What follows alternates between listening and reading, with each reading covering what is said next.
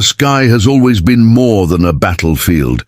It's a mirror, a place where humanity projects its dreams, its fears, its evolution. Every generation forges its own wings, and every wing tells a story. Some stories fade, others become eternal.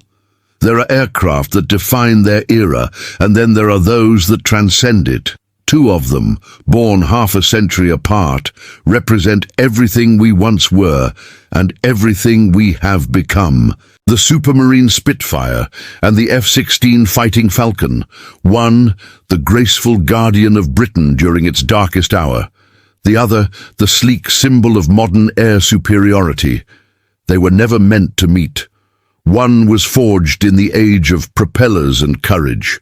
The other in the era of computers and precision, and yet every fan of the sky has asked the same impossible question: what if they did? What if the most legendary fighter of World War II faced one of the deadliest jets in history?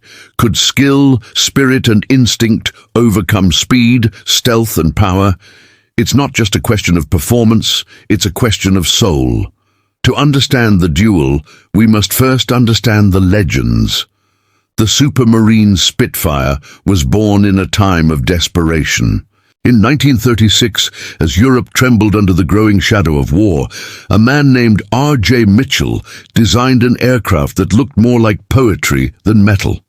The Spitfire wasn't built to intimidate, it was built to dance. Its elliptical wings were shaped not for brute force, but for beauty and control. Powered by the Rolls-Royce Merlin engine, it could climb faster, turn tighter, and fight longer than any enemy fighter of its time. When the Battle of Britain erupted in 1940, the Spitfire became a symbol of survival. While hurricanes carried the burden of defense, it was the Spitfire that captured hearts.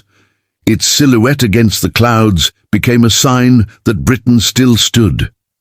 Pilots described flying it as wearing wings. It was light, responsive, alive, more like a living thing than a machine. But the Spitfire wasn't just a plane, it was an idea that bravery and grace could defy overwhelming odds. Decades later, a new kind of fighter would rise, a predator born not from desperation, but from dominance, the F-16 Fighting Falcon. Introduced in the late 1970s, it was the embodiment of technological evolution. Fly-by-wire controls replaced cables and pulleys. Computers became part of the pilot's reflexes. Its engine produced over 29,000 pounds of thrust, more than the entire weight of the Spitfire itself.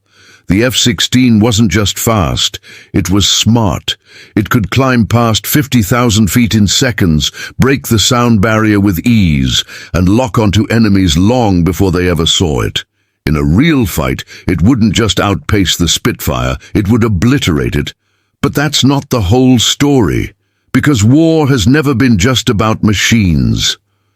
Every fan who ever stared at these two aircraft knows that numbers don't measure courage. They don't measure the moment when a pilot pushes beyond fear, beyond reason, beyond what the aircraft was ever designed to do.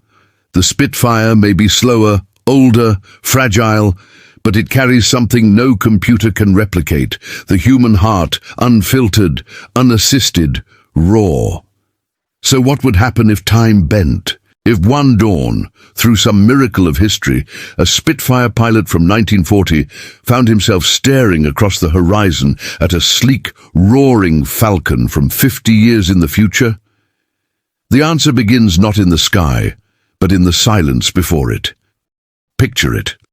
Early morning over an endless sea of clouds. The air is still. The world below is wrapped in mist. Then a sound breaks through, the deep, throaty growl of a Rolls-Royce Merlin engine. The Spitfire rises through the fog, its polished metal glinting like liquid sunlight. Inside, the pilot grips the stick, eyes narrowed behind his goggles. He's flown this route 1,000 times, fought Messerschmitts and Heinkels, trusted his instincts more than his instruments. Then suddenly the sky tears open, a streak of light passes above him, faster than anything he's ever seen. A sonic boom ripples through the clouds. The Spitfire jolts from the shockwave. The pilot looks up, and there it is, the F-16 cutting across the heavens like a blade of thunder. For a moment, both aircraft circle each other, one with grace, the other with power. The Spitfire glides in wide arcs, fluid and elegant. The Falcon loops overhead, its vapor trails slicing perfect geometry into the sky. They're not just two planes, they're two philosophies. The Spitfire believes in the man behind the machine. The F-16 believes in the machine that enhances the man. One trusts instinct, the other trusts precision. From the ground the scene looks impossible. Two generations of flight sharing the same air. One bound by the laws of propeller drag, the other by the physics of supersonic thrust. Yet, in that sky, time doesn't matter. Only will. The F-16 makes the first move. Its pilot, Major Sarah Collins of the United States Air Force, pushes the throttle forward. The jet accelerates into a near-vertical climb, vapor trails bursting behind her. Her radar lights up. An anomaly. The Spitfire shouldn't even register on her systems. It's too small, too simple. But there it is, a blip of defiance in the digital sea. She smiles. Let's see what you've got, old-timer. Below, the Spitfire pilot watches in disbelief as the silver jet disappears into the sun. He can't comprehend what he's seeing. No piston engine could climb like that. No aircraft could move so fast. But fear doesn't last long. He's been outnumbered, outgunned, outflown before. He pulls back on the stick, feeling the Spitfire respond like an extension of his own body. The wings bite into the air, turning with impossible grace. And for the first time in half a century, the old world and the new prepare to meet. This is not just a dogfight, it's a conversation across time. The F-16 swoops down, its speed breaking the clouds in shockwaves. The Spitfire rolls, narrowly avoiding the invisible fist of air pressure. The two planes begin to spiral, a dance of eras, one powered by combustion, the other by fire. Every motion tells a story, one of evolution, one of survival. The Spitfire cannot win by speed, but it can still surprise. Its pilot dives into the mist, vanishing like a ghost. The F-16 circles, scanners searching, heat sensors straining for a signature. Nothing. Then, out of the fog, the Spitfire bursts upward, crossing directly in front of the jet's nose. For a fraction of a second, one impossible heartbeat, two worlds share the same space, and the duel begins. The first seconds of a dogfight always belong to instinct. There's no logic, no time to think, only motion, reaction, and heart. The F-16 came down from the sun like a spear of light, slicing through the cloud tops at nearly Mach 1. Major Sarah Collins felt the vibration through her seat, the controlled chaos of a jet balanced between speed and precision. Her HUD blinked. The radar painted a tiny, fragile dot ahead. The Spitfire. Her voice was calm. Target locked, visual contact. But even as she said it, the radar flickered and lost the signal. The Spitfire had disappeared, vanished into the mist below, where the sensors couldn't follow. She eased back on the throttle. "Clever old thing," she muttered. "You're going low." Beneath her, the Spitfire dove through a corridor of clouds, its Merlin engine thundering like an ancient drum. The pilot, squadron leader Arthur Mason, felt the resistance build as air grew dense. His cockpit rattled, the frame whining under the pressure. He knew he couldn't outrun the jet above him, but maybe, just maybe, he could outthink it. He leveled off just above the treetops, using the landscape as his shield. The Spitfire's wings cut through the morning haze, each movement measured with the precision of a craftsman at work. Mason had fought Messerschmitts, Focke-Wulfs, bombers twice his size, but never a creature like this. The jet's roar returned, distant yet menacing. Mason looked up, scanning the sky.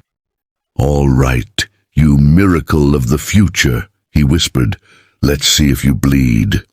Above, Collins banked her F-16 hard to the right, searching for a lock. Her radar was useless now. The old fighter gave off almost no heat signature, and its wood-metal frame scattered the signals like shards of glass. She was flying blind, relying only on her eyes and the faint tremors of instinct. She spotted movement, a glimmer of silver skimming the treetops. "There you are!" She rolled into a dive, chasing the Spitfire down the valley. The jet screamed, vapor trails coiling behind it. The distance closed in seconds, but as she lined up the shot, the Spitfire suddenly pulled up impossibly tight, its elliptical wings biting into the air. Collins overshot. The jet blasted past, her G-suit squeezing her ribs as she pulled into a climb. "No way," she breathed. "How the hell did you turn like that?" It wasn't physics. It was feel. The Spitfire wasn't faster. It was alive. Mason yanked the stick, rolling the aircraft over, catching sight of the jet streaking skyward. For a moment he felt that old rush, the dance of death he knew so well. His gloved hand rested on the trigger, but the F-16 was already gone, a silver blur fading into the sun. He steadied his breathing. "You can run, girl," he said to the sky, "but you can't hide forever." At 30,000 feet, Collins leveled off, shaking her head. The Spitfire had surprised her. Its agility defied her expectations. In pure speed, it was no contest. But down there in the chaos of air currents and valleys, the old bird could twist and turn in ways that defied modern doctrine. "Okay, old-timer," she whispered, "let's play your game." She throttled back, dropped altitude, and dove again. The two aircraft met at the edge of a storm front, a canvas of grey clouds and golden light. Rain streaked across the canopy as thunder rolled. Mason caught sight of her coming in fast. The F-16 burst through the clouds like a god descending. He could feel the air pressure changing even before he saw her. He tightened his grip, rolled the Spitfire sideways, and dove straight into the storm. Lightning flashed, illuminating the two aircraft for an instant. Past and future side by side in the storm's heart. Collins tracked the movement, her instruments flickering from interference. The Spitfire dove deeper, using the turbulence to vanish again. She pushed after it, but the jet began to buffet violently. She was too fast, the air too heavy. Warnings screamed across her cockpit. She eased the throttle back, fighting to keep control. "He's using the weather," she said aloud, a smile forming. "You cheeky bastard." Below, Mason leveled out just long enough to breathe. The Spitfire was shaking, raindrops hammering the canopy, the smell of oil filling the cockpit. He felt exhaustion creeping into his arms, but the adrenaline kept him alive. For a moment he thought of all the pilots who never made it home, the friends he'd lost, the youth he'd traded for the sky. And he felt something ancient stir, a promise he'd made long ago: never give up the fight. The thunder cracked again. Out of the clouds, the F-16 appeared, dead ahead. Both pilots reacted on instinct. Collins fired a burst of flares, her sensors confused by the storm. Mason dove beneath her path, pulling into a near-vertical climb. The Spitfire's frame groaned under the stress. The altimeter spun wildly. Rain streaked past his face as he broke through the top of the clouds into sunlight once more. And there she was, the F-16, hovering above the cloud bank like a hawk waiting for its prey. For a single heartbeat, both aircraft faced each other in perfect alignment, their silhouettes mirrored against the morning sun. Collins pressed the trigger. Her simulated cannon locked a tone. The targeting system beeped. Kill confirmed. But before she could register the hit, Mason rolled the Spitfire sideways, the tracer simulation passing inches from his tail. If it were real ammunition, the fight would have ended. But in this battle across time, even the impossible refused to die easily. Mason rolled again, diving toward the ocean far below. Collins followed, the F-16's engine roaring like thunder. Vapor trails twisted together, carving white scars across the sky. The storm faded behind them. The air turned clear. The Spitfire's engine wailed under the strain, and the F-16's HUD glowed red from heat warnings. They flew side by side for a moment, like reflections of each other, one roaring with the fire of the past, the other blazing with the fury of the future. Collins looked down at the fragile aircraft beside her. She could see the pilot's face through the canopy. A man from another century, flying on instinct and courage alone. She felt something she hadn't expected. Respect. She eased off the throttle, letting the Spitfire take the lead. Mason, surprised, looked over his shoulder. The jet wasn't chasing anymore. It was escorting. Then, as quickly as it began, the F-16 peeled away, climbing toward the heavens, its afterburner leaving a trail of fire that faded into silence. The Spitfire leveled out, alone once more. The clouds below shimmered with the light of dawn. For Mason, it wasn't victory or defeat. It was understanding. He whispered to the empty air, "You're faster, but you're not freer." And somewhere, through the layers of sky and time, the two pilots felt it, the connection that binds all who have ever dared to fly. The storm was over, but the story had just begun. High above the storm, the sky was an endless ocean of light. The air shimmered, the world below forgotten. The Spitfire and the F-16 had broken through the veil of clouds, two silhouettes suspended between centuries. One alive through instinct, the other through algorithm. Arthur Mason steadied his breathing.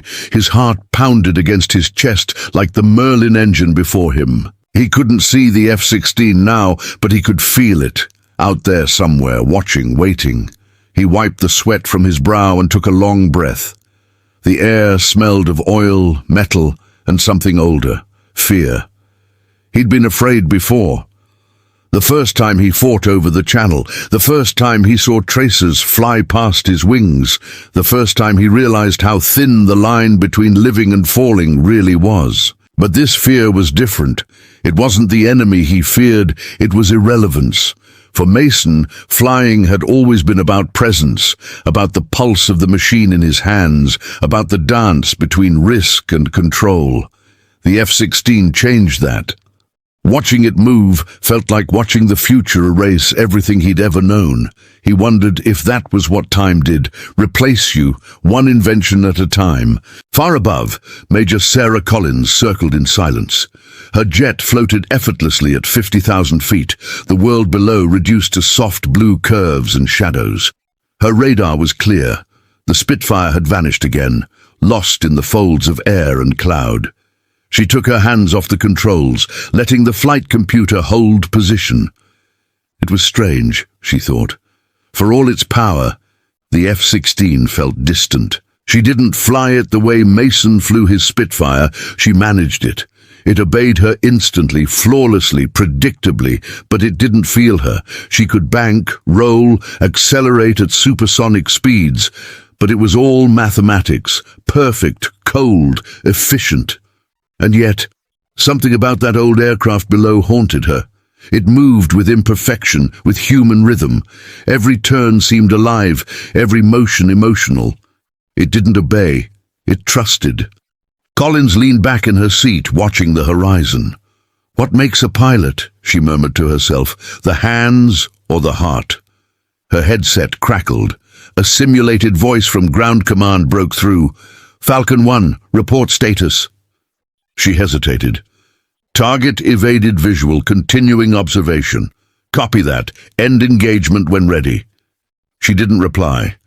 Something inside her refused to end it. Below, the Spitfire climbed again, tracing a long spiral through the air.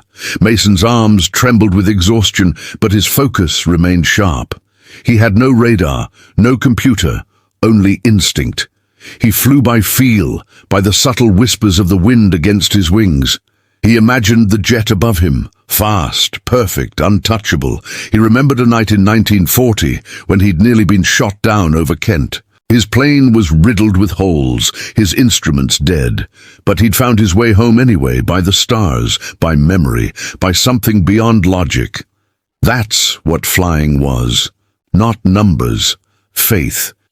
"Faith keeps you alive," he whispered, "even when reason doesn't." He rolled the Spitfire over and headed toward the faint contrail glimmering in the sky, the F-16's ghostly trail. Collins saw it on her display before she saw it with her eyes, a tiny, fragile blip climbing straight toward her. She smiled, almost sadly. "You really don't know when to quit, do you?" She pushed the throttle forward, the engine howling. The jet accelerated past Mach 1, the world vibrating around her. She dove straight toward the climbing Spitfire. The distance vanished in seconds. Mason saw her coming, a silver dart descending through the heavens. He didn't flinch. He kept climbing. He knew she'd have to pull up long before she reached him, or the pressure would tear the jet apart. She didn't pull up. Not yet. The two aircraft hurtled toward each other, time collapsing between them. The roar of the Merlin met the scream of the jet. The sky itself seemed to hold its breath. Then at the last possible moment, Collins pulled up. The G-forces crushed her into her seat. The Spitfire shot beneath her, close enough that she could see the pilot's face through the canopy, a glimpse of history staring back. For a fraction of a second, they saw each other clearly, two souls connected by flight, separated by 50 years and an impossible dream. And in that instant, neither felt superior. The F-16 climbed into the light again. Collins steadied her breathing, her body aching. Her computer voice calmly reported, "Simulated kill possible. Disengage recommended." But she ignored it. She couldn't bring herself to finish the simulation. Something about the way the Spitfire moved, something human, made her hesitate. Below, Mason leveled off, gasping for breath. His fuel was nearly gone, his arms heavy. The Merlin engine coughed, its power fading. He knew the end was near. The F-16 could destroy him at will. But still he flew. He didn't want to survive. He wanted to be remembered. High above, Collins exhaled slowly. Her eyes softened.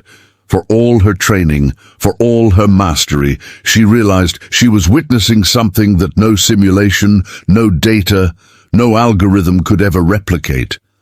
The Spitfire wasn't just fighting her, it was reminding her what flying used to mean. She turned off her targeting systems. Her screens went dark. For the first time, she flew the F-16 not as a machine, but as a person. She banked left, descending toward the older plane, letting instinct, not instruction, guide her. The Spitfire's pilot looked up, startled. The jet wasn't attacking, it was following, and then he understood. They began to circle each other again, not as enemies, but as equals. The Spitfire arced gracefully, wings glinting gold. The F-16 mirrored the motion above, vapor trails weaving a spiral of light. Together, they formed a pattern that could never happen again, a symbol of everything humanity had built and everything it had lost. For Collins, the realization struck deep.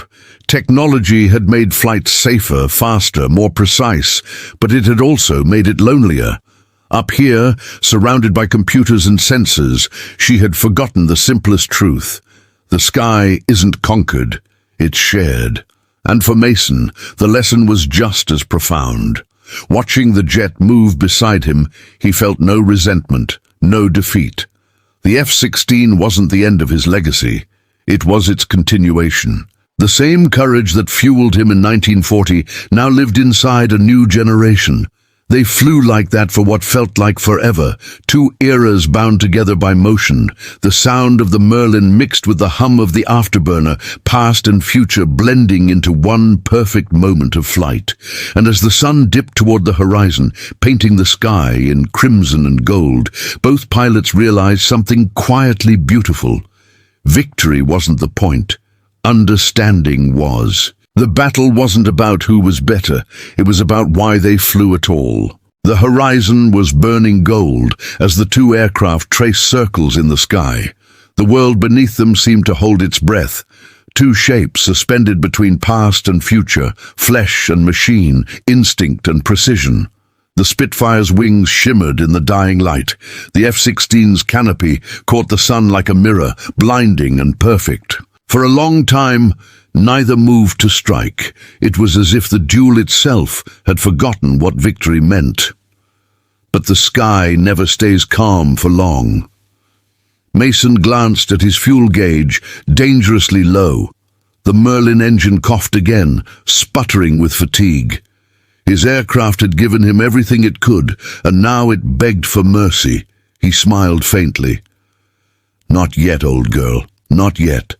Above him, Collins watched, torn between admiration and duty. She could end it with a single press of the trigger, one burst from her simulated cannon, and the fight would be over. But something deep inside her hesitated. Maybe it was respect. Maybe it was guilt, or maybe it was the realization that she wasn't chasing a target anymore. She was chasing a legend. She whispered into her mic, "You don't belong here, do you?" No answer, only the roar of the Merlin below. The F-16 circled higher, vapor trails stretching across the crimson sky. The Spitfire followed as best it could, wings trembling, engines straining. It climbed like an old soldier who refused to fall in front of the young. Then, suddenly, Mason pulled a maneuver no modern computer would ever predict. Instead of climbing further, he rolled the Spitfire inverted and dove straight toward the sea. Collins blinked. "He's diving. Why?" Her computer flashed warnings. Terrain proximity alert. She ignored them and dove after him. The Spitfire plummeted through the clouds, air screaming against the fuselage. Mason's body pressed into his seat, vision narrowing to a tunnel. The ocean rushed up like a mirror. Every instinct told him to pull up, but he waited, counting heartbeats. 1, 2, 3. At the last moment, he yanked the stick. The Spitfire flattened out just above the waves, skimming the surface so close that the spray kissed its belly. The F-16 followed, descending in a blur of fire and vapor. But the jet's speed betrayed it. It couldn't stay this low, this slow for long. Collins pulled back, fighting her own aircraft's power. The flight computer screamed, "Stall! Warning!" She disabled it, hands trembling. "Come on, girl! Stay with me!" Below, the Spitfire danced. Mason weaved through the air currents like a hawk over water, his every motion guided by instinct. The F-16 shadowed him, its reflection flickering across the waves. For the next minute, they moved as one, past and future locked in a perfect, dangerous harmony. The roar of engines mingled, their sounds echoing across the endless sea. Then it happened. The Spitfire banked too hard. The left wing dipped, clipping a pocket of turbulent air. The old fighter shuddered violently. Mason fought to recover, pulling against the stick with everything he had. The plane leveled, but too late. The Merlin engine sputtered, coughing dark smoke. The F-16 rose above, hovering like a silent witness. Collins watched through her canopy as the Spitfire wobbled below, its once proud roar now a desperate wheeze. She could have ended it, one burst, one lock, one kill, but she didn't. Instead, she turned off her targeting systems again. "This isn't how legends die," she whispered. She dove, leveling beside the Spitfire. Mason looked up, eyes widening as the sleek jet appeared beside him, its canopy reflecting the fire of the sunset. They flew side by side once more, a perfect portrait of humanity's journey through the sky. The Spitfire, wings trembling but proud. The F-16, flawless but silent. Collins raised her hand in salute. Mason hesitated, then returned the gesture. For a heartbeat there was peace. Then Mason's engine failed completely. The propeller slowed, stopped. The Spitfire began to drop, the nose dipping toward the ocean. Collins called out instinctively, "Pull up, come on, pull up!" But her voice reached no one. He didn't fight it. He simply held the stick, calm, almost smiling, the same way a knight lowers his sword after one final charge. The Spitfire glided down, slower, slower still, until it touched the waves with the gentleness of a sigh. It didn't crash, it landed. The sea embraced it, swallowing its silver wings as the sky wept light across the horizon. Collins circled above, her heart heavy. The sensors told her the battle was over. But inside, she felt no triumph, only loss. She looked down one last time, then banked toward the rising stars. The afterburner flared, lighting the sky behind her. As she climbed through the thinning air, she whispered, "Goodbye, sir." Far below, the ocean rippled where the Spitfire had vanished. The waves carried its memory toward the shore, whispering through the wind. Heroes never disappear. They just fly beyond our reach. Later, when the world spoke of the encounter, the debate reignited. Who won? The F-16, obviously, said the realists. It was faster, stronger, unstoppable, but others disagreed. They said the Spitfire won something greater: honor, immortality, the right to be remembered. Because the moment the Spitfire fell, every pilot who ever loved the sky felt something stir inside them, a reminder that perfection isn't what inspires us. Struggle is. Up there, in that final duel across time, the Spitfire didn't lose. It completed its story. And the F-16? It carried that story forward. Every aircraft that came after, every pilot who strapped into a cockpit and looked toward the clouds, inherited that same defiance. The refusal to surrender, the belief that no matter how advanced machines become, the sky will always belong to those who feel it. When Collins landed, she didn't speak to the engineers waiting at the hangar. She simply removed her helmet, walked to the open field, and looked up. The sky was quiet, but she could almost hear it. The faint hum of a Merlin engine, the echo of a ghost who refused to fade. And she smiled, because she knew what the world would never understand. The Spitfire hadn't died. It had passed the torch. Dawn came softly the next morning. The horizon glowed in faint silver, and the sea was calm again, as if the night storm had never happened. But in that silence, the echo of the duel still lingered. The roar of a Merlin engine, the scream of a jet, and the quiet surrender of two souls who met across time. On the radar logs, the event lasted only 12 minutes. 12 minutes between contact and disappearance. 12 minutes where history bent on itself, allowing two legends to share the same sky. But in the hearts of those who would later hear the story, those minutes became eternal. In the official record, the F-16 was declared victor. The Spitfire was gone, presumed lost at sea. The data was clean, mathematical, unquestionable. But truth is never confined to data. Truth lives in the spaces between what the instruments record and what the human spirit remembers. For Major Sarah Collins, the truth haunted her long after that flight. She filed her report, followed protocol, received her commendation, and yet every night when she looked at the stars, she thought of the man in the Spitfire. She thought of how he smiled before the end, how he saluted as if he were passing something invisible and sacred. She began to visit the airfield at dawn, when the world was quiet and the sky was still asleep. She'd watch the horizon and listen to the wind. Sometimes she thought she heard it again, the low, steady hum of a Merlin engine somewhere far away. And when she did, she would close her eyes and whisper, "You didn't lose." Because deep down, she knew that no one truly won that fight. The F-16 represented everything humanity had achieved: speed, precision, evolution. The Spitfire represented everything humanity should never lose: courage, soul, grace. And when the two met, it wasn't a contest. It was a conversation. The sky, after all, doesn't keep score. It remembers stories. Over the years, the legend of the impossible duel spread. Aviation enthusiasts, historians, and dreamers argued endlessly about what had really happened. Some said it was a simulation gone wrong. Others believed it was a metaphor, a tale told to remind pilots that progress means nothing without passion. But the old ones, the veterans who'd once flown with trembling hands and racing hearts, knew better.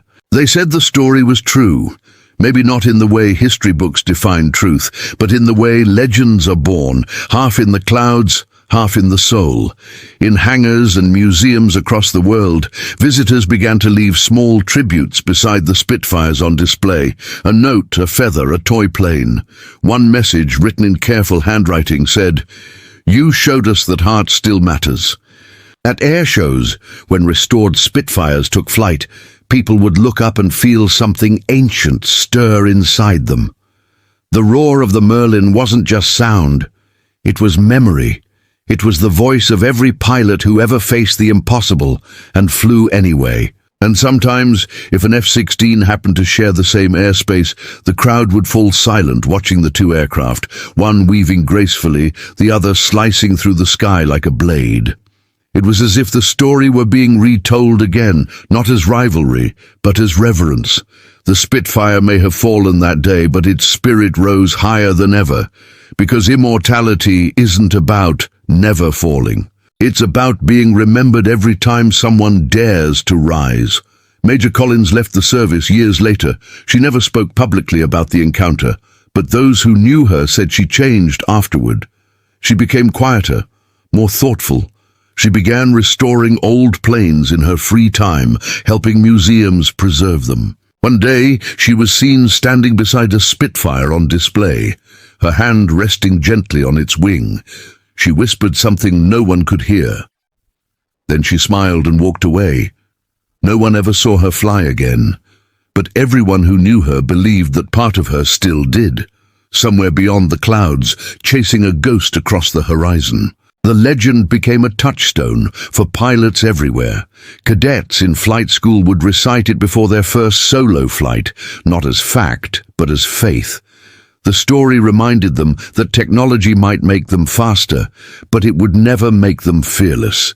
And maybe that is what keeps the myth alive, the understanding that progress doesn't erase the past, it is built on it. The Spitfire gave birth to the jet age. The F-16 perfected it.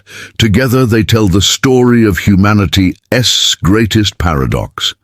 That even as we build machines to outfly ourselves, it's still the human heart that takes them into the sky. So who really won the battle across time? The answer depends on what you value more, power or poetry. The F-16 flies higher, faster, longer, but the Spitfire still flies deeper, into memory, into feeling, into legend. Every time a pilot closes their eyes before takeoff and breathes that first breath of courage, a piece of the Spitfire lives again. Every time a jet tears across the sky with flawless precision, a piece of the F-16 honors what came before. The duel never ended. It continues in every flight, every invention, every dream that refuses to obey gravity. And perhaps that's the real truth of the story. The Spitfire didn't fall, it ascended, beyond time, beyond machines, into the heart of everything that ever dared to fly. In the end, there are no victors in the sky, only voices carried by the wind, whispers of engines, wings, and willpower. The Spitfire taught us how to fly. The F-16 taught us how to endure. Together, they remind us why we fly at all. Because the sky isn't conquered, it's inherited. And every time a pilot takes off, somewhere above the clouds, two shadows still chase each other through eternity. One silver, one grey, both eternal.